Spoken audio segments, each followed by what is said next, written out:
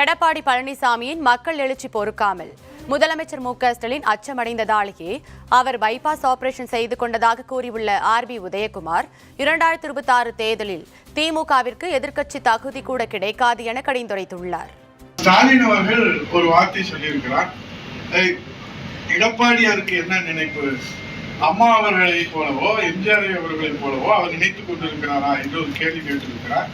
இந்த வார்த்தை இத்தனை ஆண்டுகள் கழித்து ஸ்டாலின் சொல்லியிருக்கிறார் என்று சொன்னால் சத்தியமாக புரட்சித் தலைவர் எம்ஜிஆர், புரட்சித் தலைவர் அம்மாவின் வழித்தோன்றல் எடப்பாடி மக்கள் நிரூபித்து காட்டியிருக்கிற காரணத்தினால் தான் அவர் உள்ளம் உறுத்தி அந்த வார்த்தையை சொல்லியிருக்கிறார்.